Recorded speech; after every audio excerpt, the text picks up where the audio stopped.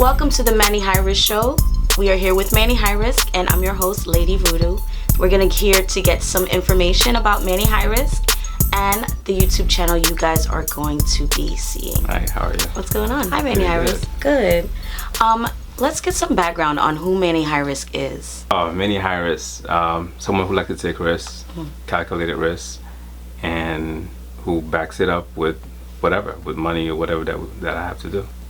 So tell us about the name. Why the name Manny High Risk? Because I realized that I was taking a lot of risks. Okay. Either the stock market, for example, I think I bought Moderna at $37 a share. Wow. And it hits $170 a share. Wow. You can imagine that. That's before the vaccine was approved, before everything. And there were so many different companies that actually was in the market, but no one knew which one it was, but I knew it. Okay. I knew it because I read an article somewhere that the U.S. government was giving Moderna $300 million grant over Pfizer. Mm-hmm. So I'm like, why would the government give one more money than the other? You're right. So you took the risk. I took the risk.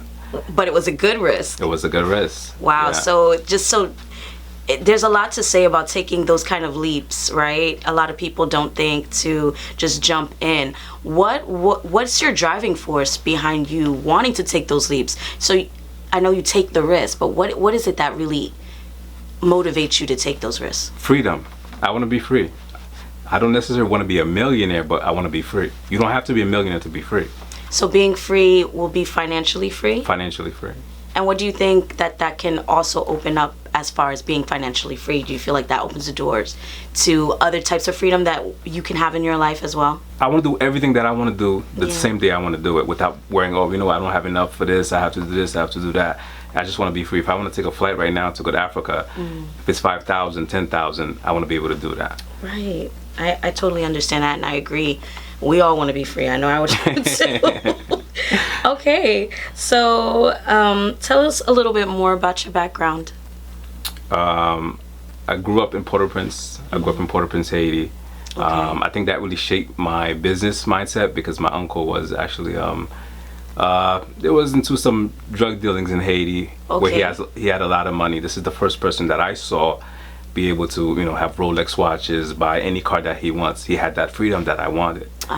So I saw him with that, and I always want to inspire to be that. So he inspired me to do business, to want to be a business person. You grew up in Haiti, and seeing your uncle really be, I guess, a businessman, whether it was on the right side of the business or the opposite side, he did what he needed to do to survive, right? Of course. And helping the family at the same time. Of course.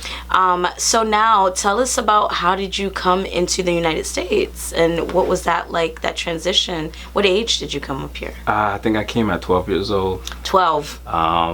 When I came, I didn't know how to read and write. In English?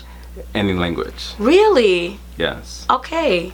Because the culture down there, you get spanked for not knowing your lessons, and that fear in me was too much. Okay. And I couldn't learn. And plus, you have to pay for education down there, and that's like a big thing in a lot of the certain islands in the Caribbean. That is correct. But for me was the fear of getting beaten for not learning my lesson. And until I came here, and I was able to find a teacher that was so understanding, so loving, and I was able to get it so fast. Oh, wow. So can you imagine learning how to read and write at 12?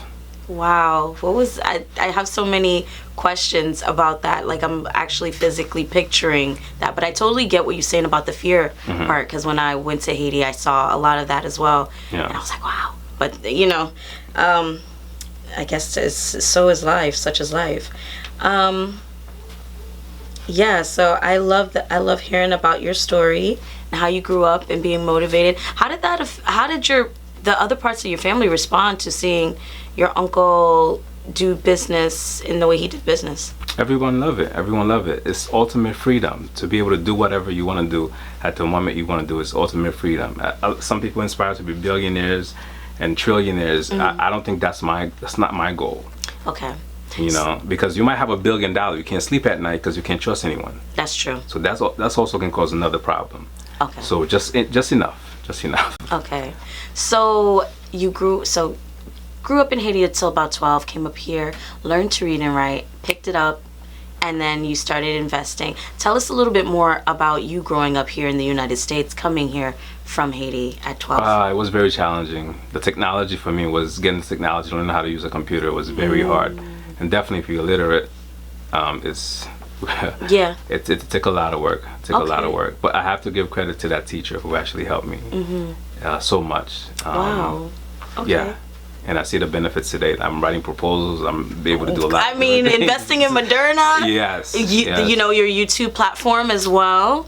I mean, we're going to get into so much more, so I'm excited about it right now. But, yeah, so, and after school, you started to go to college. What was that like? Did you get a degree? I did not. I did not go to college, actually. Okay.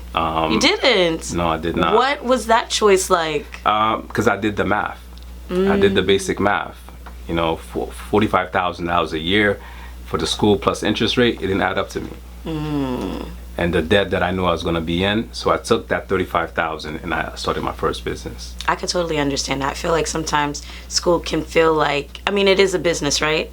It does kind of feel like a racket. So it's good that you're able to sort that out just by doing the math. Just by doing the math. Wow. Just doing the math. So did you figure out by not going to college and making that choice, that conscious choice to not go to college, that it still opened a lot of opportunity for you to be able to invest in yourself outside of that? I think not going to college, not going to business school, for me, it was part of the drive. Yeah. Because now everyone expect me to fail. Oh, you didn't go to school, you don't have a degree, this guy's not going anywhere. Yeah. So I knew I had to depend on my talent, and it propels me. I think that's part of one of the motivations that get me to be successful in business when things get hard. So what did you do after that, after high school was done? Yeah, so I was working as a security guard, actually. Okay. And I hated You hated? I hated it. I was making like $12,000 a year. Did you have to, oh wow. Yeah, part-time job. Wow. I hated it. And there was this lady just pestering me every day. Oh wow. And they fired me. Okay. Yeah. So you got fired. I got fired. Yeah. There's so many success. I do want to say thank you to that boss, because after that day, I said I would never go back, and I never did. And you never did, right? You know, so sometimes things are in disguise. You don't know why it's happening, but it's pushing you to where you need to be. Yeah, that totally was a blessing in disguise, right?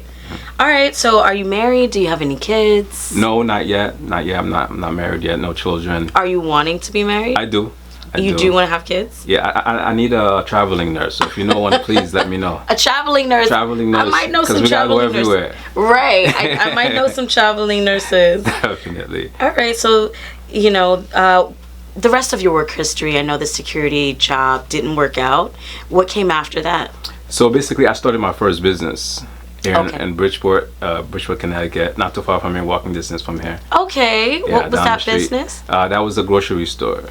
Okay. What made you want to choose a grocery store? Because I knew someone who was doing that kind of business. I think it's entry. You gotta start somewhere. You gotta start somewhere, and I think it was a blessing, and it was a lot of headaches. Yeah. It was a blessing. I was back and forth to court because I had an issue with my landlord. We spent like a year in court, and I had a protest against me. What? Because of a church that was involved in the lawsuit. But the issue was with my landlord, but a lot of people didn't understand that. Because what he did is, after we opened up, he had a church pantry giving out free food. I don't have anything against that, but I think business-wise, and I invest a lot of money here, I should have been told prior to. That's true. So that's why we filed the lawsuit, and it was a Connecticut Post, and all the major news outlets picked it up. Wow. But one thing is, I never stopped making money.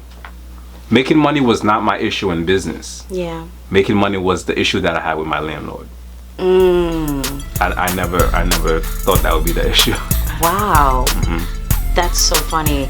So we're gonna find out more. We'll be right back right after this.